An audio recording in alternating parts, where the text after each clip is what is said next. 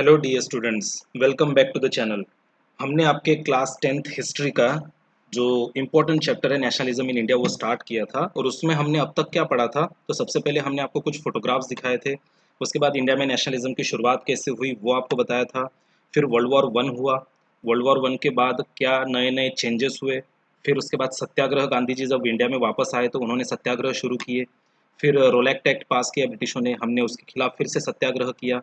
जो civil disobedience movement था, तो उसके खिलाफ ब्रिटिशों ने हमारे ऊपर हमला किया। जलियांवाला बाग इंसिडेंट हुआ, आपको पता है, ये भी हमने पढ़ लिया था।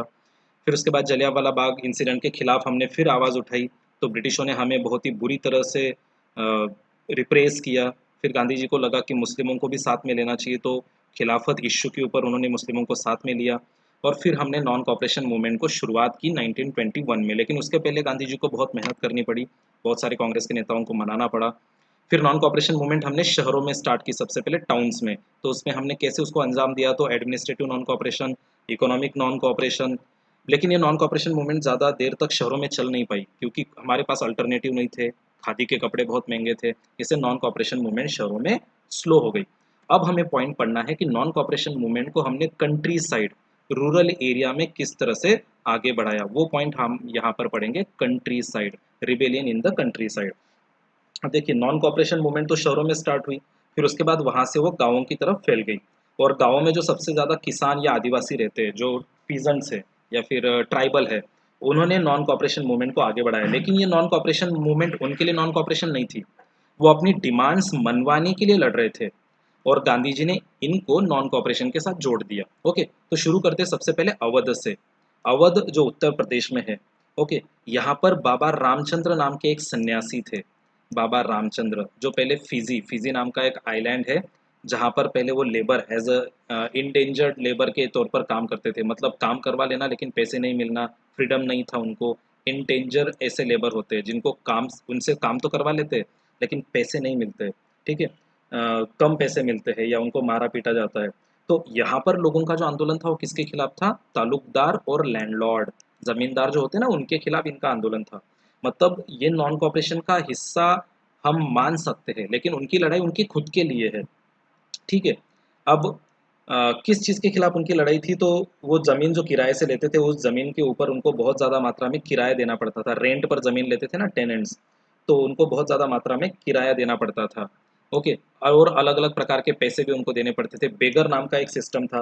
बेगार नाम का सिस्टम मतलब जहाँ पे काम तो करवा लेना लेकिन पैसे ना मिलना। पर इसको रेंट वाली जो ज़मीन होती है ना, उसको पट्टे की ज़मीन कहते हैं। ज़मीन किराए से लेना ज़मींदारों से। तो किसान जो, जिसके पास ज़मीन नहीं थी, वो किसान ज़मींदारों से ज़मीन किराए पे लेता था। किराए पे लेता था तो उसको किराया भरना थोड़ा मुश्किल हो जाता था कभी-कभी। ओके, अब ये जो ज़मींदार टेनेंट्स को ज़मीन देते थे, टेनेंट्स मतलब छोटे किसान जो ज़मीन किराए से लेते हैं, पट्टे से लेते हैं लैंडलॉर्ड से। Okay, tenants had no security of tenure, मतलब उनको 1 साल ज़मीन मिलेगी, अगले साल ज़मीन मिलेगी कि नहीं मिलेगी इसकी कोई सिक्योरिटी नहीं है। ओके, रेगुलरली एविक्टेड, उनसे कभी भी ज़मीन छीन ली जाती थी। क्यों ज़मीन छीन ली जाती थी? उसको 1 साल ज़मीन देंगे, अगले साल नहीं देंगे, फिर 1 साल देंगे, फिर अगले साल नहीं देंगे। ऐसा क्यों करेंगे? ताकि वो ज़मीन पर अपना अधिकार ना जमा सके। No right over the lease land. Lease मतलब जिस ज़मीन के ऊपर वो मेहनत करता है, जिस ज़मीन के बदले वो ज़मींदार को पैसे देता है, उस ज़मीन पर अपना अधिकार ना जमा सके। इसलिए 1 साल उसको ज़मीन देते थे, तो दूसरे साल उससे ज़मीन छीन लेते थे। तो यहाँ पे ये जो लोग हैं, आदिवासी, इनकी लड़ाई किस चीज़ के लिए है? किस चीज़ को वो डिमांड कर रहे हैं? तो उनकी डिमांड है रिडक्शन ऑफ रेवेन्यू। जो टैक्स देना पड़ता है ना, वो टैक्स कम हो जाए, ये उनकी डिमांड थी। लगान जिसको हम कहते हैं। Okay, abolition of begar, begar system जो है जिससे काम करवा लिया जाता है लेकिन पैसे नहीं मिलते। या फिर सोशल, और एक और उनकी demand, social boycott of oppressive landlords. ये जो ज़मींदार होते हैं ना, इन ज़मींदारों की वजह से जो एक्सप्लॉइटेशन हो रहा है, इसके खिलाफ भी उनकी लड़ाई थी। अब ये लड़ाई कैसे लड़ेंगे? तो देखिए, उन्होंने लड़ाई लड़ने के लिए क्या किया। उन्होंने एक मूवमेंट स्टार्ट की। ज़मींदार जो अमीर लोग हैं, वो खुद तो अपने घर के काम सारे करते नहीं है, वो नौकरों से काम करवाते हैं। तो उन्होंने एक मूवमेंट स्टार्ट की, नाई धोबी बंद। नाई धोबी बंद, जो बार्बर होता है ना, बार्बर और वॉशरमैन, जो कपड़े धोने वाले हैं या उनकी हेयर कट करने के लिए आते हैं, तो ये जो सपोर्ट था, ये उन्होंने उनको बंद करवा दिया। नॉन कॉपरेशन, देखो मूवमेंट का नाम क्या है? Non cooperation. ओके, तो नॉन कॉपरेशन में कॉपरेट नहीं करेंगे, उनके घरों में काम नहीं करेंगे, उनके हेयर कट नहीं करेंगे, कपड़े नहीं धो के देंगे। वर ऑर्गेनाइज बाय पंचायत्स, जो गांव के लोग थे ना, उन गांव के लोगों ने, जो गरीब थे, उन्होंने नाई धोबी बंद का फैसला ले लिया। तो ये सुविधाएं उनको मिलना बंद हो गई, इससे वो परेशान होने लग गए। फिर उसके बाद धीरे धीरे दिन बीतते गए, जून 1920 आया। जून 1920 में Jawaharlal Nehru began going around the villages. Nehru ji Awadh के छोटे छोटे, अवध एक बहुत बड़ा एरिया है उत्तर प्रदेश में, अवध के छोटे छोटे गाँवों में जाने लग गए, वहाँ से गाँव के लोगों के साथ वो बात करने लग गए, वहाँ के लोगों की जो मुश्किलें हैं, परेशानियाँ हैं, उनकी जो व्यथा है उसको वो समझने लग गए। तो फिर नेहरू जी को लगा कि इनके लिए कुछ करना चाहिए गरीब लोगों के लिए, तो उन्होंने अवध के गरीब लोगों के लिए अक्टूबर 1920 में औध किसान सभा नाम का एक ग्रुप बना के दिया, औध किसान सभा। ओके। और अक्टूबर में जैसे ही औध किसान सभा नाम का ग्रुप बना, इसको किसने बनाया? जवाहरलाल नेहरू और वहाँ के जो गरीब सन्यासी थे जिनका नाम हम पहले ही पढ़ चुके, बाबा रामचंद्र, जिन्होंने आदिवासियों के लिए लड़ाई लड़ी थी तालुकदार और लैंडलॉर्ड्स के खिलाफ। ठीक है, तो बाबा रामचंद्र के साथ मिलकर और भी कुछ इंपॉर्टेंट लीडर्स थे, इनके साथ मिलकर औध किसान सभा नाम की उन्होंने एक ग्रुप बना दिया। ओके। अब ये औध किसान सभा नाम का जो उनका ग्रुप था या फिर गठन था, संगठन था, इसको बनाने के बाद इसकी बहुत सारी ब्रांचेस बन गई पूरे अवध में, 300 से ज़्यादा ब्रांचेस बन गई और लोगों ने तालुकदार और जमींदारों के खिलाफ आवाज़ उठाई। तो देखिए नेहरू जी ने जो शुरू किया वो बहुत आसानी से लोगों को समझ में आने लग गया और बहुत ही आसान तरीके से वो लोगों की बात मानने भी लग गए। Congress was to integrate the Awadh peasant struggle into non cooperation. देखो कांग्रेस का क्या मेन एम था कि नॉन कॉपरेशन मूवमेंट को मजबूत करना है, उसके लिए उन्होंने ये जो दलितों की मूवमेंट है इसको भी नॉन कॉपरेशन के साथ जोड़ दिया। मतलब ये जो दलित यहाँ पे आदिवासी आदिवासी जो लड़ रहे हैं, ये आदिवासी उनकी खुद के लिए लड़ रहे हैं, लेकिन कांग्रेस पार्टी ने क्या किया, उनकी लड़ाई को नॉन कॉपरेशन के साथ जोड़ दिया। Okay, movement, but the peasant movement develop. लेकिन ये जो आदिवासी लड़ रहे थे, इनके लड़ने का तरीका कुछ और ही था, इनके लड़ने का तरीका थोड़ा वायलेंट हो रहा था और ये वायलेंट वायलेंट होने की वजह से, इनके लड़ने का जो तरीका था वो वायलेंट होने की वजह से कांग्रेस के लोग हैप्पी नहीं थे, दे वर अनहैप्पी, क्योंकि उनको नॉन कॉपरेशन की लड़ाई तो लड़नी थी लेकिन नॉन कॉपरेशन में ज़्यादा हिंसा नहीं होनी चाहिए, ये उनका मेन टारगेट था। इसलिए आदिवासियों ने मूवमेंट तो शुरू कर दी, ये जो उनकी मूवमेंट है तालुकदार और जमींदारों के खिलाफ, ठीक है, लेकिन इस मूवमेंट का जो रूप है वो कुछ और ही बदलने लग गया। इससे कांग्रेस के नेता इससे खुश नहीं थे। ओके, तो फिर धीरे धीरे और दिन बीतते गए, 1921 का पीरियड आ गया। इन 1921 द हाउसेस ऑफ तालुकदार्स। अब देखिए ये जो आदिवासी है ये ज़्यादा ही उग्र बन गए, हिंसक बन गए, इन्होंने जो तालुकदार और जमींदार थे उनके घरों पे हमला कर दिया। अब ये तो हिंसा हो गई ना, और हिंसा तो गांधी जी नहीं चाहते थे। तो 1921 में ये देखिए ये मूवमेंट तो उन्होंने 1920 में स्टार्ट कर दी, नॉन कॉपरेशन 1921 में स्टार्ट हुई थी। तो कांग्रेस चाहती थी कि इनको भी नॉन कॉपरेशन के साथ जोड़ दिया जाए ताकि गांवों तक वो नॉन कॉपरेशन पहुंच जाए, गांवों तक पहुंच जाए। ठीक है, अब 1921 में तालुकदार्स तालुकदार्स और मर्चेंट जो थे उनके घरों पे उन्होंने हमला कर दिया, बाजार जो थे उनके उन बाजारों को लूट लिया। ओके, लूटपाट शुरू कर दी, किसने? इन आदिवासियों ने, तालुकदार और जमींदारों के घरों पे हमला कर दिया।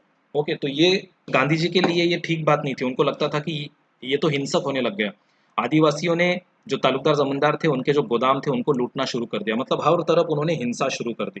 ठीक है, कुछ लोगों ने एक अफवाह भी फैला दी, कुछ लोग जो थे ना उन्होंने किसानों को ऐसा बोल दिया बहुत सारे जगह पे, जो उनके लोकल लीडर्स थे, उन लोकल लीडर्स ने क्या कहा लोगों को, in many places local leaders told peasants, उन्होंने मजदूरों को क्या कहा कि गांधी जी ने ऐसा कहा है, महात्मा गांधी जी ने, that Gandhi ji had declared, Gandhi ji ने ऐसा डिक्लेयर कर दिया, ऐसा ऐलान किया है कि अब कोई लगान, that no taxes were to be paid, कोई टैक्स नहीं देगा, and land was to be redistributed among the poors, जो ज़मीन है उन पुअर जो लोग हैं उनको ज़मीन गांधी जी की तरफ से मिलेगी, गांधी जी की तरफ से ज़मीन लोगों को डिस्ट्रीब्यूट कर दी जाएगी।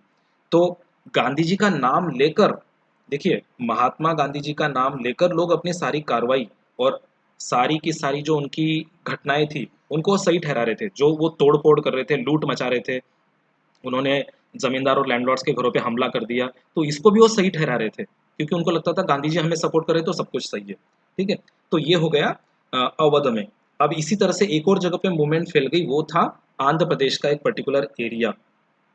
अब देखिए गांधी जी का जो स्वराज या गांधी जी का जो नॉन कॉपरेशन का सपना था वो कुछ और था, बिना हिंसा, लेकिन ये लोग उस स्वराज और नॉन कॉपरेशन को अपने तरीके से समझते थे, गांधी जी समझाना कुछ और चाहते थे। ओके, गांधी जी का जो संदेश था, स्वराज के विचार जो थे गांधी जी के, इसका लोग अलग ही मतलब निकाल लेते थे। तो इसका एक और हम एग्जांपल देखते हैं, आंध्र प्रदेश की गुदेन पहाड़ियाँ, पहाड़ियों का हिस्सा है ये, गुदेन नाम का जो हिल्स है ये पहाड़ी का हिस्सा है आंध्र प्रदेश में। यहाँ पे एक मूवमेंट स्टार्ट हुई जिस मूवमेंट का नाम था militant gorilla movement that was spread in the early 1920s। ये भी देखिए नॉन कॉपरेशन के पहले ये मूवमेंट स्टार्ट हो चुकी थी। कांग्रेस इसे भी अपने साथ शामिल करवाना चाहते थे लेकिन ये भी नॉन वायलेंट हो गई, ये भी वायलेंट हो गई, इसलिए कांग्रेस ने कभी भी इसको परमिशन नहीं दी। ओके। कांग्रेस इस तरह के जो संघर्ष थे, इस तरह का जो आंदोलन था, इससे खुश नहीं थी। कांग्रेस इसको कभी स्वीकार ही नहीं करती थी क्योंकि उनको आंदोलन तो चाहिए लेकिन हिंसा नहीं चाहिए। ठीक है। तो गुदेन हिल्स में क्या हुआ, द कॉलोनियल गवर्नमेंट, जो ब्रिटिश कॉलोनियल गवर्नमेंट था, ये ब्रिटिश कॉलोनियल गवर्नमेंट ने क्या किया, had closed large forest area. अब देखिए आदिवासी तो फॉरेस्ट में रहेंगे और ब्रिटिशों ने उसी फॉरेस्ट को क्लोज कर दिया, पाबंदी लगा दी, बहुत सारे बंधन लगा दिए।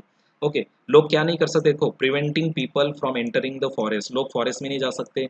टू ग्रेज देयर कैटल, उनके एनिमल्स को चारा नहीं खिला सकते। टू कलेक्ट फ्यूल वुड, वो वहाँ पे लकड़ी कलेक्ट नहीं कर सकते, फ्रूट्स कलेक्ट नहीं कर सकते। ठीक है। उनकी जो रोज़मर्रा की ज़िंदगी की जो काम है, द लाइवलीहुड अफेक्टेड, उनका जो पूरा जीवन है वो फॉरेस्ट पे ही डिपेंड है आदिवासियों का, उस पर बहुत बुरा असर होने लग गया क्योंकि ब्रिटिशों ने या फिर ब्रिटिश कॉलोनियल गवर्नमेंट ने फॉरेस्ट में बहुत सारे बंधन लगा दिए। उनके जो ट्रेडिशनल अधिकार है वर बीइंग डिनाइड, शिकार करना आदिवासियों का अधिकार है, वो करते हैं शिकार। ओके। तो फॉरेस्ट में से जो चीज़ें कलेक्ट करते हैं वो उनकी रोज़ की चीज़ें थी, रोज़मर्रा की उनकी जीवन की सबसे इंपॉर्टेंट चीज़ें थी, उनकी रोजी रोटी उनके फॉरेस्ट के ऊपर डिपेंड थी, लेकिन ये उन्होंने सब कुछ छीन लिया, तो इसका बहुत बुरा असर हुआ उनके ऊपर। Government began forcing them, government अब उन आदिवासियों के ऊपर और जबरदस्ती करने लग गई। क्या जबरदस्ती होने लग गई, government began forcing them to contribute begar, government उनसे जबरदस्ती काम करवाने लग गई। अब जबरदस्ती काम करवाएंगे लेकिन पैसे नहीं देंगे, कहाँ कहाँ काम करवाने लग गई, तो रोड बिल्डिंग का काम है, और भी बहुत सारी जगह पे जहाँ जहाँ ब्रिटिशों को घर का कंस्ट्रक्शन का काम है वहाँ पे ब्रिटिश गवर्नमेंट आदिवासियों से ज़बरदस्ती काम करवाने लग गई। इस वजह से आदिवासियों ने फिर इसके खिलाफ आवाज़ उठाना शुरू कर दिया जिसको हम बगावत कहते हैं। ओके। अब ये जो आंध्र प्रदेश की गुदेन हिल्स का एरिया है वहाँ पे जो आदिवासियों ने आवाज़ उठाई उसको किसने लीड किया, तो there was one person, the person who came to lead, जिन्होंने उनको लीड किया वो बहुत ही पॉपुलर और बहुत इंटरेस्टिंग पर्सन थे। उनका नाम था अलूरी सीताराम राजू। ये बहुत ही इंटरेस्टिंग पर्सन थे लेकिन इनके कुछ दावे भी थे, दिलचस्प थे। वो क्या दावा करते थे, देखो कहते हैं, वो कहते कि मेरे पास कुछ स्पेशल पावर्स है। कैसी स्पेशल पावर्स है, वो कहते थे कि I can make correct astrological predictions, मतलब मैं सही तरीके से लोगों का भविष्य बता सकता हूँ। जो खगोलीय अनुमान होता है ना, जो एस्ट्रोलॉजिकल स्पेस में जो ग्रह है तारे हैं इनके बारे में मैं सही तरीके से प्रिडिक्शन बता सकता हूँ, लोगों का भविष्य बता सकता हूँ। हील पीपल, लोगों की जो परेशानियां हैं, लोगों की जो मुश्किलें हैं, लोगों को जो बीमारियां हैं उनको मैं लोगों को स्वस्थ कर सकता हूँ, लोगों को हेल्दी बना सकता हूँ। He could survive even bullet shot, उनका कहना था कि अगर कोई मुझे गोली भी मार दे तो भी मैं नहीं मरूंगा। तो इस तरह से लोग इनके जो इस फिगर को, इनकी इस पर्सनैलिटी को देख के लोग बहुत खुश थे। लोग इनको ईश्वर का रूप मानते थे, देखिए इनकारनेशन ऑफ गॉड, लोग मानते थे कि ये ईश्वर का ही रूप है, ईश्वर का अवतार है। ओके। अब ये जो आलूरी सीताराम राजू थे ये गांधी जी को बहुत मानते थे। गांधी जी, अब देखिए गांधी जी तो अहिंसा के पुजारी है, लेकिन राजू जो थे वो गांधी जी को तो मानते थे लेकिन उनको लगता था कि आज़ादी गांधी जी के रास्तों से नहीं मिलेगी, हिंसा करनी पड़ेगी। देखिए, ही talk of the greatness of Mahatma Gandhi, said he was inspired by non cooperation movement, उनका कहना था कि मैं नॉन कॉपरेशन मूवमेंट से बहुत इंस्पायर हुआ हूँ। ओके। एंड परस्यूडेड पीपल, वो लोगों को क्या समझाते थे, परस्यूडेड, लोगों को बताते थे कि खादी पहनी, खादी के कपड़े पहनो, स्वदेशी पहनो। ओके। और गिव अप ड्रिंकिंग, शराब मत पीजिए। तो इस तरह से वो लोगों को कुछ अच्छी चीज़ों के लिए प्रेरित भी करते थे। ओके। लेकिन इंडिया कुड बी लिबरेटेड, अब उनकी क्या सोच थी अल्लूरी सीताराम राजू की कि इंडिया को आज़ादी मिलेगी लेकिन गांधी जी के रास्तों से नहीं, only by the use of force, हिंसा का यूज़ करना पड़ेगा, नॉन वायलेंस से हमें आज़ादी नहीं मिलेगी, ये उनका कहना था। लेकिन गांधी जी का सोचने का तरीका और अल्लूरी सीताराम राजू का तरीका थोड़ा अलग था। फिर धीरे धीरे देखो क्या हुआ, the Gudem rebels attacked police station. अब देखिए अल्लूरी सीताराम राजू की लीडरशिप में आंध्र प्रदेश के आदिवासियों ने ब्रिटिश पुलिस स्टेशन पे हमला कर दिया। अब गांधी जी तो ऐसा कभी नहीं चाहेंगे, उन्होंने बहुत सारे ब्रिटिशों को मार भी दिया, kill British officials and carried on guerrilla warfare for achieving swaraj. देखो इनके लिए स्वराज का अर्थ कुछ और ही है। गांधी जी का स्वराज का अर्थ था कि बिना कोई हिंसा किए हमें अपना राज मिलना चाहिए। तो ब्रिटिशों ने फाइनली अल्लूरी सीताराम राजू जो थे उनको कैप्चर कर लिया, पकड़ लिया और फिर उनको फांसी पे लगा दिया इन 1924। लेकिन अल्लूरी सीताराम राजू लोगों के लिए शहीद हुए इसलिए वो बन गए लोगों के हीरो, फोक हीरो। तो ये था रूरल एरिया में किस तरह से आदिवासियों ने लड़ाई लड़ी, लेकिन इन्होंने जो स्वराज का अर्थ माना वो कुछ और ही था, गांधी जी के हिसाब से स्वराज कुछ और था। ओके, अब देखिए आसाम में जो प्लांटेशन वर्कर्स थे उन्होंने स्वराज को किस तरह से समझा, यहाँ पे देखते हैं। अब महात्मा गांधी जी के जो विचार थे वो सभी लोग समझते तो ले थे, लेकिन वो अपने अपने फायदे के लिए उस विचार का यूज करते थे। देखिए आसाम में जो टी गार्डन से चाय का प्रोडक्शन बहुत ज्यादा होता है आसाम में, आपको पता है। तो वहां पे जो मजदूर थे ना उनको फ्रीडम नहीं था। तो उनके हिसाब से फ्रीडम मतलब क्या था? अब देखो पूरे इंडिया के और गांधी जी के हिसाब से फ्रीडम मतलब क्या? देश आजाद होना, ब्रिटिशों का इंडिया से बाहर चले जाना, सबको इक्वल राइट्स मिलना, कोई दलित ना हो, कोई अपर ना हो, कोई लोअर ना हो। ये गांधी जी के हिसाब से इसको फ्रीडम मानते हैं। लेकिन आसाम में जो वर्कर्स काम करते थे उसके लिए उनके लिए फ्रीडम क्या था? Freedom meant right to move freely. उनके लिए फ्रीडम मतलब बिना कोई बंधन आराम से घूमना। ओके, इन एंड आउट मतलब वो कभी भी घर जा सकते, कभी भी घर से आ सकते, जब चाहे तब अ, अपने इस बंधन से मुक्त हो सकते, उनके लिए ये फ्रीडम था। Retaining a link with the village. देखिए आसाम में जो प्लांटेशन वर्कर्स थे वो महाराष्ट्र, गुजरात, आंध्र प्रदेश, तमिलनाडु, अलग अलग राज्यों से बुलाए गए थे। तो उनको लगता था कि फ्रीडम मतलब हम अपने घर वापस भी जा सकते हैं, from which they had come, जहाँ से वो आए थे ना, वो वहाँ पर अपने घर पे वापस भी जा सकते हैं। ये उनके लिए फ्रीडम का अर्थ था। अब वो वापस क्यों नहीं जा सकते थे? क्योंकि ब्रिटिशों ने एक एक्ट पास किया था, inland immigration act in 1859। That act was enacted इन 1859। क्या था इस एक्ट के अंदर? इस एक्ट के अंदर था कि कोई भी मजदूर बिना इजाजत, without permission, plantation workers can not leave, वो अपना गार्डन, टी गार्डन, अपना एरिया बिना परमिशन नहीं छोड़ सकते थे। टी गार्डन्स वो बिना permission, without permission they can not leave their area. और अगर उनको परमिशन चाहिए तो परमिशन उनको लेनी पड़ेगी, लेकिन परमिशन इतनी आसानी से नहीं मिलेगी। परमिशन लेने के लिए उनको बहुत ही एक्सप्लॉइट किया जाता था, परेशान किया जाता था। ठीक है। Thousands of workers define the authorities.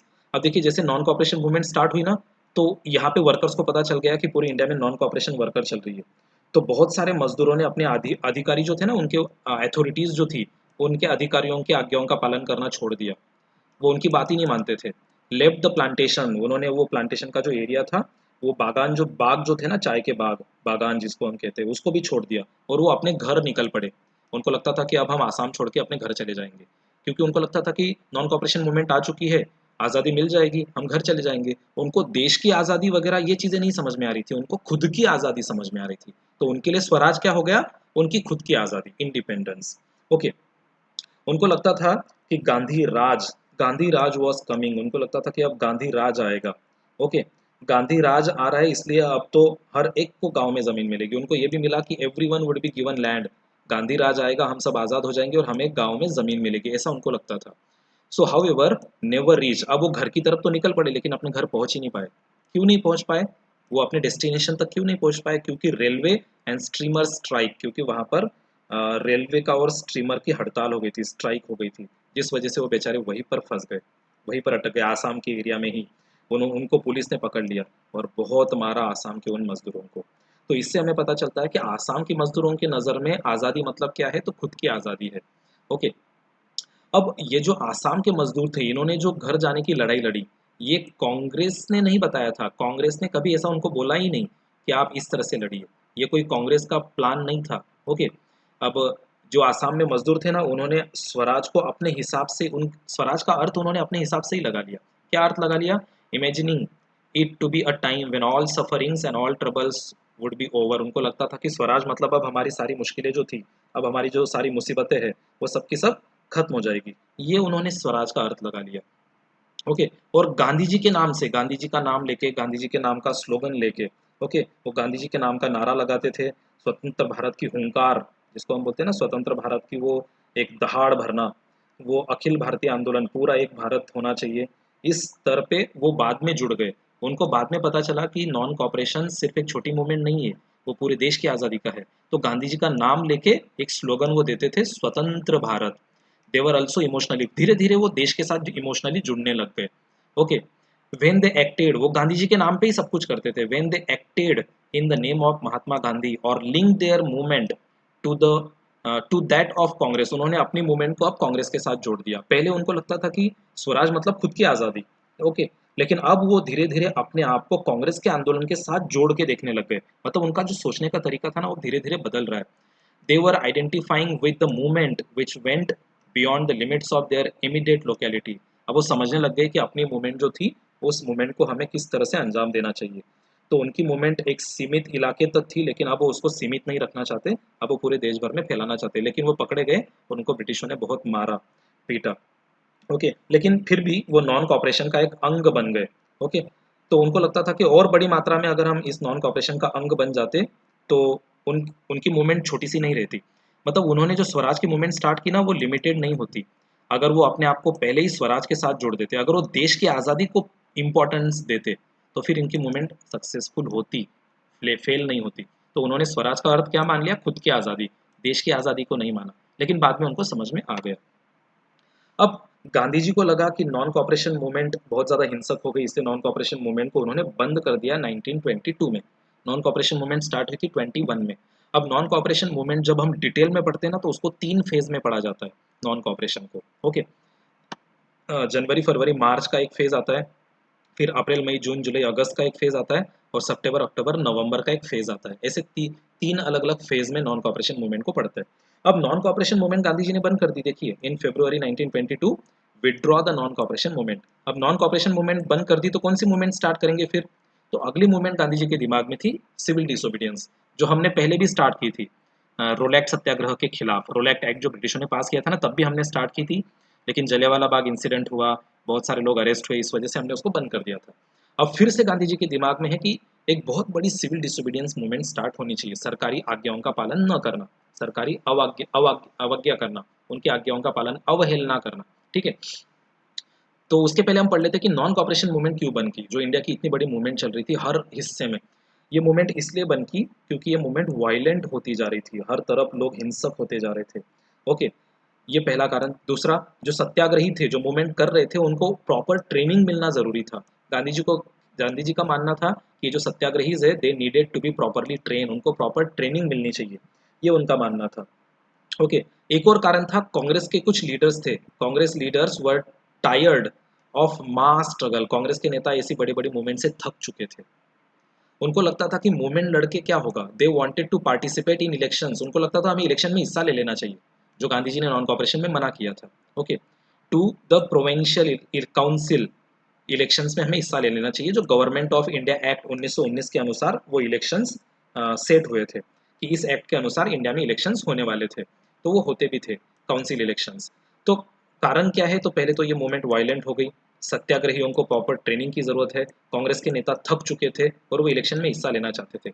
इसके अलावा एक और कारण है, वो है चौरी चौरा का इंसिडेंट्स। उत्तर प्रदेश के गोरखपुर में एक जगह है चौरी चौरा, जहाँ पर यह आंदोलन नॉन कॉपरेशन बहुत ज़्यादा हिंसक हो गया था। ये भी कारण याद रखना है, चौरी चौरा 1922, ये मेन कारण है चौरी चौरा का, इस वजह से इस मूवमेंट को बंद कर दिया गया। ओके, अब अगला पॉइंट जो आता है वो हम देखते हैं कि इस मूवमेंट को हमने बंद तो कर दिया, लेकिन इस मूवमेंट में क्या कौन सी चीज़ों का विरोध था, क्या क्या चीज़ें थी? तो oppose British policies, argue for reform and demonstrate that this council were not truly democratic. हमने ब्रिटिशों की बहुत सारी चीज़ों का विरोध किया था। अब ये जो कांग्रेस के लोग थे ना, ये देखो, जो इलेक्शन में हिस्सा लेना चाहते थे, उनको क्या लगता था? उनको लगता था कि परिषदों में रहते हुए ब्रिटिश नीतियों का विरोध कर सकते हैं। अगर हम इलेक्शन में हिस्सा लेंगे ना, तो ब्रिटिशों का विरोध कर सकते हैं। ओके, ये जो ब्रिटिश काउंसिल है, ये ब्रिटिश काउंसिल के लोगों को हम समझा सकते हैं कि उनको देश में सुधार करने चाहिए। मतलब कांग्रेस के नेताओं का कहना था कि आंदोलन करने से नहीं होगा, इलेक्शन में हिस्सा लेना चाहिए। हम ब्रिटिशों के साथ बैठेंगे और डिस्कस करेंगे, उनको इंडिया में सुधार करने के लिए कहेंगे, उनको कहेंगे कि आपकी काउंसिल जो है वो डेमोक्रेटिक नहीं है, उनमें सबको हिस्सा मिलना चाहिए, नॉट ट्रूली डेमोक्रेटिक। तो इनका मेन टारगेट था कांग्रेस के कुछ नेताओं का कि इलेक्शन में हिस्सा लेना चाहिए। लेकिन कांग्रेस में कुछ यंग लीडर्स भी थे। ओके, जैसे कुछ एजेड लीडर्स भी थे, कुछ यंग लीडर्स भी थे। तो उसमें से सबसे पहले कुछ सीनियर लीडर्स की बात करते हैं, जैसे CR Das and Motilal Nehru. ये देखो, इन लोगों ने क्या किया, इन्होंने वापस इलेक्शंस होने चाहिए, ये भी उसके लिए एग्री थे। दे स्वराज पार्टी, उन्होंने एक परिषद गठन की। मोतीलाल नेहरू और CR दास ने परिषद राजनीति में वापस लौटने के लिए कांग्रेस के भीतर, उन्होंने कांग्रेस के अंदर ही एक स्वराज पार्टी बना दी। उनको लगता था कि इलेक्शन में सही में जाना चाहिए, इस हिसाब से उन्होंने भी एक स्वराज पार्टी का गठन किया and return to council politics, और वो भी पॉलिटिक्स में चले गए, इलेक्शन में चले गए। लेकिन कुछ नेता थे यंग, जवाहरलाल नेहरू जी जो उस वक्त यंग थे, और सुभाष चंद्र बोस, इनको लगता था कि एक बहुत बड़ी रेडिकल मूवमेंट स्टार्ट होनी चाहिए, एक बहुत बड़ी मात्रा में, ये बहुत ज़्यादा उग्र थे, उग्र आंदोलन होना चाहिए। और स्वतंत्रता के लिए, आज़ादी के लिए ब्रिटिशों पर और दबाव डालना चाहिए, ये इनका कहना था। तो देखो कांग्रेस के अंदर ही बहुत सारे क्लैशेस थे। तो ये इतने सारे कारण थे जिन कारणों की वजह से नॉन कॉपरेशन मूवमेंट को बंद कर दिया गया। देखिए वायलेंट हुई, सत्याग्रहियों को ट्रेनिंग की ज़रूरत है, कांग्रेस के नेता थक चुके थे, कुछ कांग्रेस के नेता इलेक्शन में हिस्सा लेना चाहते थे क्योंकि इलेक्शन की मदद से वो ब्रिटिशों को समझा सकते थे, सुधारने के लिए वो बोल सकते थे, वो जो इनकी काउंसिल थी वो नॉन डेमोक्रेटिक है ऐसा उनको बता सकते थे। कुछ कांग्रेस के नेताओं ने कांग्रेस में रह के ही स्वराज पार्टी बना दी और इलेक्शन में हिस्सा ले लिया। कुछ नेता उसको और बड़ी मूवमेंट में बदलाव करवाना चाहते थे और चौरी चौरा का इंसिडेंट तो है ही है। तो इतनी ज़्यादा बहस चल रही थी। उसी समय ये इतने सारा प्रॉब्लम्स थे ना, देखिए ये इंटरनल डिबेट चल रहा है, इंटरनल डिबेट एंड डिसेंशन, ये सारी इंटरनल डिबेट और प्रॉब्लम्स चल रही थी। उसी वक्त दो बहुत बड़ी-बड़ी घटनाएँ भी घट गई। पहला हुआ वर्ल्ड वाइड इकोनॉमिक डिप्रेशन। आपको पता है कि अमेरिका में वॉल स्ट्रीट एक्सचेंज कोलैप्स हुआ, बहुत सारी मात्रा में लोगों का बिज़नेस, बहुत सारी इंडस्ट्रीज़ बंद पड़ गई, अनएम्प्लॉयमेंट की प्रॉब्लम आने लग गई। तो ये एक बहुत बड़ा प्रॉब्लम उसी पीरियड में आया। और दूसरा प्रॉब्लम आया agricultural prices began to fall, कीमतें कम होने लग गई एग्रीकल्चर की। 1926 से 1930 के बीच में सीधे एग्रीकल्चर की जो कीमतें थी, किसानों के जो प्रोडक्शन की कीमत थी, वो सीधे आधी हो गई। मतलब 1930 के बाद तो और भी खराब हालत हो गई। 1926 तक तो बहुत कीमतें कम हो गई और 1930 के बाद तो किसानों का प्रोडक्शन घर पे ही पड़ा रहा, कोई खरीदने के लिए तैयार नहीं। कीमतें कम हो चुकी है, किसान टैक्स नहीं भर पा रहा है, हर तरफ उथल-पुथल और प्रॉब्लम्स ही प्रॉब्लम्स थी। मतलब बहुत सारी मुश्किलें आने लग गई, बहुत सारी समस्याएँ थी। देखिए, as the demand of agricultural goods fail, अब एग्रीकल्चर का प्रोडक्ट कोई खरीद नहीं रहा है, एक्सपोर्ट डिक्लाइन, अपना एक्सपोर्ट भी कम हो गया। ये प्रॉब्लम्स देखो इंडिया के सामने कितने बड़े हैं। एक तरफ नॉन कॉपरेशन मूवमेंट फेल हो गई, बंद करनी पड़ी, दूसरी तरफ प्रॉब्लम्स की भरमार है। Peasants found it difficult to sell their harvest, वो अपना क्रॉप नहीं बेच पा रहे, टैक्सेस नहीं दे पा रहे ब्रिटिशों को। ओके, तो 1930 के बाद रूरल एरिया में चारों तरफ टर्मोइल, बहुत ज़्यादा प्रॉब्लम्स और उथल-पुथल होने लग गई। तो ये बहुत सारे प्रॉब्लम्स आ गए। इन प्रॉब्लम से छुटकारा हमें मिलने वाला था, लेकिन ब्रिटिशों ने इसके बीच में अपने देश में एक साइमन कमीशन नाम का कमीशन भेज दिया। देखो नॉन कॉपरेशन मूवमेंट तो बंद हो गई, अब सिविल डिसोबीडियंस मूवमेंट स्टार्ट करेंगे, लेकिन कब स्टार्ट करेंगे, लेकिन उसकी प्रॉब्लम देखिए क्या है। ब्रिटिश गवर्नमेंट ने अपने इंडिया में एक अपने इंडिया में साइमन कमीशन भेज दिया। साइमन कमीशन जो सर जॉन साइमन की लीडरशिप में इंडिया में आया था। ये कमीशन इंडिया में क्यों आया था, ताकि वो इंडिया के संविधान के बारे में, the functioning of constitutional system in India and suggest changes, वो इंडिया के बारे में जो संविधान है, वो संविधानिक व्यवस्था जो है उसकी कार्यशैली वो कैसे काम करेगा, उसकी स्टडी करने के लिए आए थे और वो सुझाव देने के लिए आए थे। मतलब संविधान हमारा, हम संविधान बनाएंगे, इसका मतलब ये है कि धीरे धीरे अब इंडिया को आज़ादी मिलेगी। वर्ल्ड वॉर वन हो चुका है, इंग्लैंड कमज़ोर हो चुका है, आगे वर्ल्ड वॉर टू भी होगा। 1939 से 1945 उसमें ब्रिटिशर्स और इंग्लिश कंट्री और कमज़ोर हो जाएगी, तो आज़ादी हमें मिलने ही वाली है। ओके, लेकिन फिर भी हम संविधान अगर बनाएंगे तो कैसा होगा, उसके बारे में डिस्कशन करने के लिए ये साइमन कमीशन इंडिया में आया था, जिसके लीडर थे सर जॉन साइमन। और वो कुछ सजेशंस, कुछ चेंजेस बताने वाले थे। इस कमीशन का हमने विरोध किया। क्यों विरोध किया? क्योंकि the commission did not have a single Indian member, एक भी इंडियन नहीं था, सारे उस कमीशन के अंदर ब्रिटिशर्स थे। तो सारे ब्रिटिशर्स थे, इसलिए हमने इसका विरोध किया। ये कमीशन इंडिया में आया 1928 में। 1928 में जब साइमन कमीशन भारत में आया तो हमने बहुत ज़ोर-ज़ोर से नारे लगाना शुरू कर दिया, स्लोगन से उनका स्वागत किया। देखिए ग्रीटेड, हमने उनका स्वागत कैसे किया? With the slogan go back Simon, Simon go back, Simon commission वापस जाओ, साइमन कमीशन वापस जाओ। इस तरह के नारे हमने लगाए।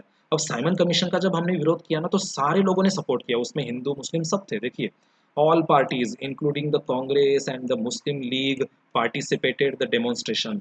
इसमें हमने सब ने मिल के विरोध किया। इसमें लाला लाजपत राय भी थे आगे, बाद में उनकी डेथ भी हुई थी, लाठीचार्ज हुआ था। लाला लाजपत राय जी जो थे, उनकी डेथ भी हुई थी साइमन कमीशन के वक्त। और ये लाला लाजपत राय की डेथ होने के बाद फिर बहुत सारी हिंसा भी हुई आगे जाके, ठीक है। तो हमने साइमन कमीशन का विरोध किया, हिंसा होने लग गई। इसको देखकर जो वाइसरॉय थे उस वक्त, लॉर्ड इरविन, उन्होंने क्या अनाउंस कर दिया, उन्होंने इंडिया को अनाउंस कर दिया dominion states. Dominion status, dominion status का अर्थ क्या होता है, देखो ठीक से समझ लो, बहुत बड़ी कंसेप्ट है, लेकिन मैं आपको छोटे से समझा देता हूँ। डोमिनियन स्टेटस का अर्थ है कि उन्होंने इंडिया को कुछ छूट दे दी। उन्होंने कहा कि ठीक है, कुछ इंपॉर्टेंट चीज़ों पे आप डिसीजन ले सकते हो, लेकिन आपको ब्रिटिशों की परमिशन लेनी पड़ेगी। डोमिनियन स्टेटस, ठीक है। तो इस तरह से उन्होंने हमें एक जाल में फंसा दिया, उन्होंने हमें थोड़ी छूट दे दी। डोमिनियन स्टेटस नाम का, जिसे हम गोलमाल कह सकते हैं, गोलमाल कर दिया उन्होंने, ऐसा ऐलान कर दिया। सभी लोगों को नहीं समझ में आता था व्हाट इज़ डोमिनियन स्टेटस। तो डोमिनियन स्टेटस में जैसे इंडिया का डिफेंस है, तो डिफेंस ब्रिटिशों के हाथ में होगा, कुछ चीज़ों के ऊपर डिसीजन हम ले सकते हैं लेकिन परमिशन ब्रिटिशों से लेनी पड़ेगी। तो इस तरह से उन्होंने डोमिनियन स्टेटस नाम का इंडिया को स्टेटस दे दिया और ये अनाउंस कर दिया। इसके बारे में कोई सीमा उन्होंने नहीं रखी कि कब तक इंडिया डोमिनियन स्टेटस रहेगा, मतलब कब तक हमारी बहुत सारी चीज़ें ब्रिटिशों के अंडर में रहेगी और हम कुछ चीज़ों पे डिसीजन ले पाएंगे, इसकी कोई लिमिट नहीं थी। अब उन्होंने आगे क्या किया, उन्होंने सिर्फ इतना कहा कि जो आगे जो संविधान है उसके बारे में चर्चा करने के लिए हम एक राउंड टेबल कॉन्फ्रेंस ऑर्गेनाइज करेंगे और उसके लिए आप इंग्लैंड आइए, लंदन आइए। देखिए उन्होंने राउंड टेबल कॉन्फ्रेंस ऑर्गेनाइज की। राउंड टेबल मतलब वो टेबल होता था ना, वो गोल होता था बहुत बड़ा सा, और वहाँ पे सारे लोग बैठकर डिस्कस करते थे, इसलिए उसका नाम राउंड टेबल कॉन्फ्रेंस। तो राउंड टेबल कॉन्फ्रेंस में डिस्कस करने के लिए उन्होंने अपने फ्यूचर कॉन्स्टिट्यूशन के बारे में डिस्कस करने के लिए उन्होंने हमें इन्वाइट किया। This did not satisfy Congress leaders, लेकिन कांग्रेस के जो तेज तर्रार नेता थे, जिसमें नेहरू जी थे या फिर सुभाष चंद्र बोस थे, ये लोग इससे सेटिस्फाई नहीं थे, वो आक्रामक थे बहुत ज़्यादा। ओके। लेकिन कुछ लोग जो थे ना, कुछ कांग्रेस के नेता कहते थे ठीक है हम डोमिनियन स्टेटस को एक्सेप्ट कर लेते हैं। कुछ कांग्रेस के नेता कहते थे कि ब्रिटिश जैसा बोलेंगे वैसा कर लेंगे। देखिए liberals and moderates who were proposing the constitutional system with in the framework of British dominion, कुछ लोगों ने ऐसा कहना था कि ठीक है हम ब्रिटिश जैसा कहेंगे वैसा मान लेते हैं, हम डोमिनियन स्टेटस में चले जाते हैं। इसका मतलब क्या है कि हम लोगों को कुछ छूट मिलेगी लेकिन हमें परमिशन किससे लेनी पड़ेगी, ब्रिटिशर्स से लेनी पड़ेगी, उसको डोमिनियन स्टेटस कहते हैं। कुछ लोगों ने ऐसा मान लिया, लेकिन बाकी लोगों ने उनको सपोर्ट नहीं किया। कुछ लोग कहते थे कि आज़ादी चाहिए, टोटल इंडिपेंडेंस, ये डोमिनियन स्टेटस किस काम का है, मतलब हम तो कठपुतली की तरह काम करेंगे, हम अगर कोई डिसीजन लेना चाहते हैं तो ब्रिटिशों से पूछना पड़ेगा, है ना। तो इस तरह से उन्होंने हमें डोमिनियन स्टेटस का एक स्टेटस दे दिया, लेकिन हम उसको मानने के लिए तैयार बिल्कुल नहीं थे। कुछ कांग्रेस के नेताओं ने इसका सपोर्ट भी किया था। फिर उसके बाद जवाहरलाल नेहरू, जो बहुत ज़्यादा एग्रेसिव हो गए थे उस वक्त, उन्होंने क्या किया, दिसंबर 1929 में जवाहरलाल नेहरू जी की लीडरशिप में कांग्रेस की एक मीटिंग हुई। ये एक आपका 1 मार्क का क्वेश्चन है मैप के लिए। कांग्रेस सेशन दिसंबर 1929 लाहौर में, जो अभी पाकिस्तान में है। और वहाँ पर जवाहरलाल नेहरू जी ने अनाउंस किया पूर्ण स्वराज, अब हमें टोटल इंडिपेंडेंस चाहिए। उन्होंने 1929 में कांग्रेस की एक मीटिंग ली दिसंबर में, और उन्होंने क्या अनाउंस किया कि अगले ही महीने 1930 में, जो जनवरी का महीना आएगा 26 जनवरी, उसको हम इंडिपेंडेंस डे मनाएंगे। मतलब उन्होंने अब ब्रिटिशों को डायरेक्ट धमकी दे दी कि अब हमें आज़ादी चाहिए ही चाहिए, और हम 26 जनवरी को आज़ादी का दिन मनाएंगे।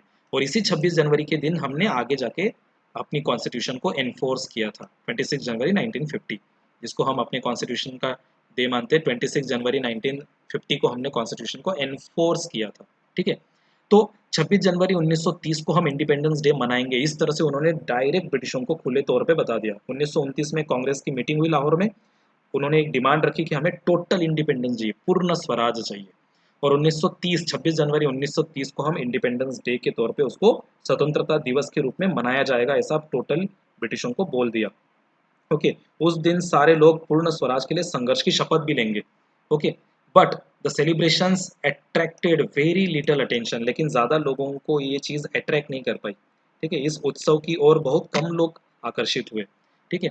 अब महात्मा गांधी क्या कहते हैं, so Mahatma Gandhi had to find a way. अब गांधी जी को लगता था कि ये पूर्ण स्वराज भी हमने कोशिश कर ली, बहुत नॉन कॉपरेशन कर लिया, लेकिन कुछ सक्सेस नहीं मिल रहा है। इससे गांधी जी को लगा कि अब कोई बड़ा सा इशू हाथ में लेना चाहिए और उस इशू पर हमें मूवमेंट आगे बढ़ानी चाहिए। तो गांधी जी ने कौन से इशू को अपने हाथ में लिया, तो गांधी जी ने उस इशू को हाथ में लिया जो सभी लोगों के लिए बहुत ज़्यादा यूजफुल है, दैट इज सॉल्ट। तो नेक्स्ट पॉइंट हम पढ़ेंगे अगले वीडियो में। मैं आपको बताऊंगा कि किस तरह से हमने सिविल डिसोबीडियंस मूवमेंट को स्टार्ट किया। देखिए नॉन कॉपरेशन से हम थक चुके थे। पूर्ण स्वराज नाम की मूवमेंट जो नेहरू जी ने शुरू की, लेकिन उसको ज़्यादा अटेंशन नहीं मिला। तो अब गांधी जी चाहते हैं कि एक ऐसा इशू उठाया जाए जिससे सारे देश की जनता जुड़ जाए। तो वो कौन सी चीज़ है जिसको सारे देश के लोग यूज़ करते, तो वो है नमक। तो नमक के ऊपर ब्रिटिश ही नमक बनाते थे, वो टैक्स हमसे वसूल करते थे। तो गांधी जी ने सोचा कि ब्रिटिशों को अगर हराना है, ब्रिटिशों के खिलाफ लड़ना है, तो पूरे देश के लोगों को यूनाइट करना पड़ेगा। इसलिए उन्होंने फिर नमक के मुद्दे को हाथ में लिया और फिर मूवमेंट को आगे बढ़ाया। तो वो हम नॉन सिविल डिसोबीडियंस मूवमेंट जो है वो अगले वीडियो में पढ़ेंगे। अगर आपने चैनल को सब्सक्राइब नहीं किया है तो सब्सक्राइब कर दीजिए, ताकि जब भी मैं वीडियो बनाऊंगा आगे और भी बहुत अच्छी अच्छी इंटरेस्टिंग वीडियोस बनाऊंगा, जिससे आपकी सारी कंसेप्ट क्लियर हो जाए। तो सब्सक्राइब कर दीजिए, बेल आइकन को प्रेस कीजिए, ताकि वीडियोज़ के नोटिफिकेशन आपको मिलते रहे। तब तक के लिए थैंक यू वेरी मच।